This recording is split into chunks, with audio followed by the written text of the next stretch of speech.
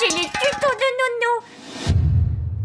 Bonjour chers amis traders, je voulais faire une petite vidéo sur un article que j'ai écrit il y a un petit moment maintenant, mais pour lequel on m'a posté récemment quelques questions, qui est tout simplement l'usage des bougies Akinashi. Donc dans l'article en question, la version tendance en trading, à un moment donné, je parle tout simplement des bougies Akinashi pointées. Pourquoi je les appelle d'ailleurs pointées? C'est des choses qui n'existent pas, hein. C'est moi qui ai inventé ça, ce terme-là.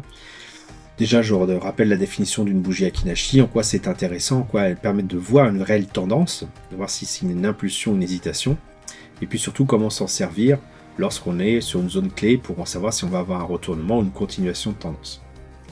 Alors, ce que je propose ici, c'est de creuser un peu l'origine de la bougie Akinashi, en tout cas moi de la façon que je le perçois et pourquoi j'apprécie ces bougies-là. Sur l'écran, vous avez deux graphiques identiques, un en bougie Akinashi, l'autre en bougie classique. La bougie Akinashi part du principe que l'ouverture d'une bougie se fait sur la moitié du corps de celle de la précédente, et que la clôture correspond à la moyenne des quatre valeurs, plus ouverture, clôture, plus haut, plus bas. Forcément, quand on fait ce calcul-là, ça veut dire que l'ouverture ne correspond pas à la vraie ouverture en termes de valeur d'une vraie bougie classique, d'un chandelier classique, et également la clôture. L'ouverture, c'est moins gênant, la clôture, ça l'est un peu plus, tout simplement parce que quand vous voyez une bougie comme ça, ou même une bougie comme ça qui est identique à celle-là, mais avec un rendu différent, on n'a pas la même vision de ce qui se passe. En quoi la bougie Akinashi m'intéresse? Imaginez que vous avez deux armées autour d'une rivière, par exemple ici, vous avez l'acheteur en bas, donc au sud, et les vendeurs plus haut, au nord, qui sont en train de se battre. Et le mouvement de l'ensemble, clairement, est indiqué par l'avancée de l'un par rapport à l'autre.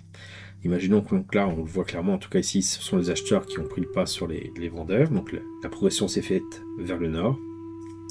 Et en ouvrant en fait la bougie à la moitié du chemin entre l'ouverture et la clôture de la veille, tout simplement, on a l'impression qu'on repart du milieu de la rivière et que d'un coup d'œil, on voit en fonction de la couleur si tout simplement par rapport à la veille, on a progressé à nouveau contre les acheteurs ou contre les vendeurs, ou tout simplement si on s'est replié, nous, les acheteurs, vers le sud.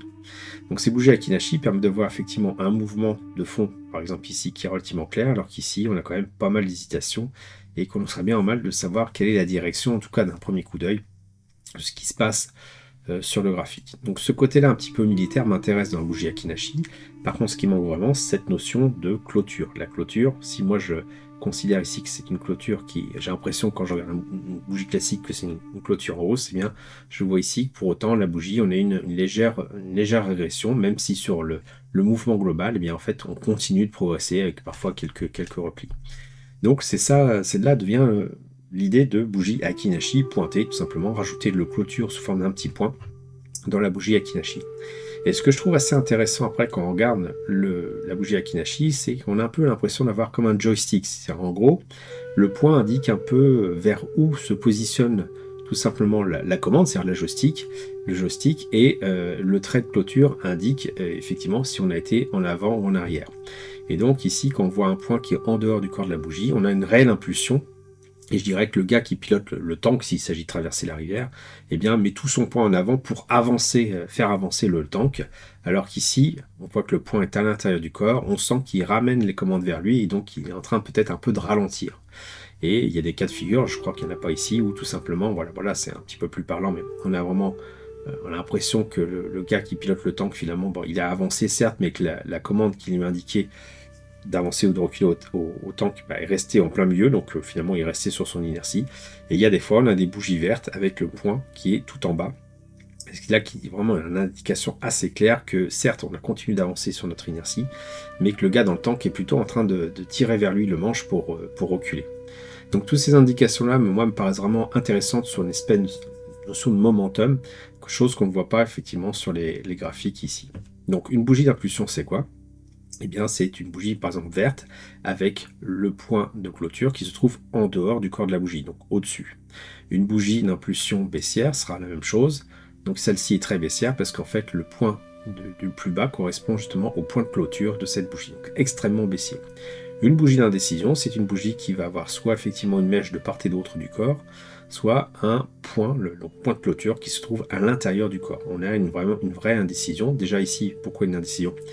Parce qu'on a fait un tel mouvement avec le pilote, les commandes du tank, on a réussi à aller en avant et en arrière en même temps. Alors qu'ici, on est de l'indécision, on est certes en train d'avancer, mais on a le pilote du tank qui laisse les manettes au repos, parce que comme s'il ne savait pas trop où il allait. Et partant de ce principe-là, on va remarquer la chose suivante, c'est qu'à chaque fois qu'il y a une inversion au sens Aiki-Nashi, on retrouve le concept de bougie d'impulsion, d'hésitation, il peut y en avoir plusieurs, impulsion, hésitation, impulsion, hésitation,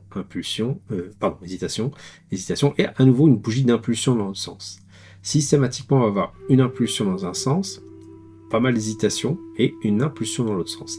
Et c'est ce signal-là, moi, qui m'intéresse, c'est d'avoir ce couple. Alors, parfois, il peut y avoir 5, 6, 7 bougies, quand il y a vraiment une forte indécision.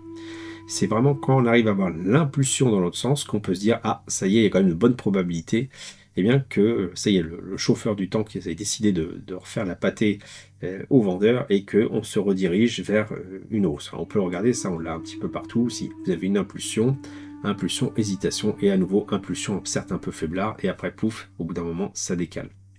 Donc ça, je vous invite à le regarder. Et ce qui est intéressant après, c'est quand on commence à appliquer ceci sur des zones clés, les fameuses zones où je vous ai indiqué, notamment les creux de volume par prix, ce qui apparaît ici, là, le volume par prix ici. Quand vous avez des creux, vous avez cette figure qui apparaît, c'était le cas par exemple, je crois ici, je ne veux pas dire de bêtises. On va faire plus simple, on va plutôt que d'inventer a posteriori, on va se remettre sur un graphique par exemple un mois.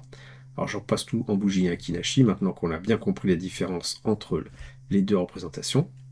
Et je vais dessiner notamment mes pics et les creux, surtout les creux là qui vont m'intéresser. Je vais mettre les plus gros ici, là où il y a vraiment un pic de volume par prix. Et puis donc qui dit pic dit normalement il y a un creux à minima entre chacun des pics. Voilà, on va le mettre ici par exemple.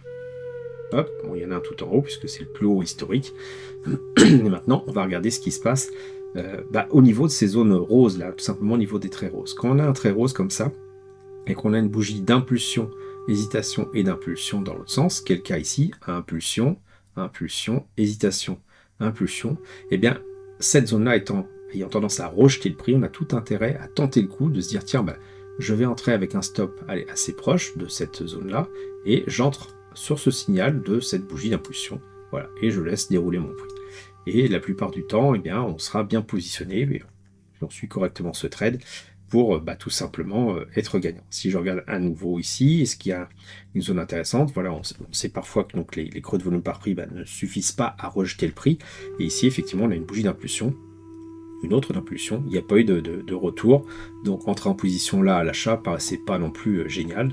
Pour autant, eh bien, impulsion, hésitation, hésitation, hésitation. L'impulsion ici, on ne la prend pas parce qu'on est tellement près de cette zone de réjection, c'est qu'il y a un risque finalement qu'on soit rejeté vers l'arrière. Pour autant, celle d'après, l'impulsion qui est ici, qui se clôture au-dessus de ce creux de volume par prix, est bien de bon augure et on peut tenter de la prendre à l'achat, puisqu'il y a de fortes probabilités que le prix nous rejette, qu'on soit rejeté par le prix, tout simplement par le creux de volume par prix, et qu'on soit attiré par le pic de volume par prix. Donc ce trade-là avait de bonnes probabilités au sens justement des creux, des pics et des creux de volume par prix, et avec en plus cette notion d'impulsion, bougie impulsive, qui est en fait le démarrage, le starter de ce mouvement, le potentiel en tout cas de ce mouvement.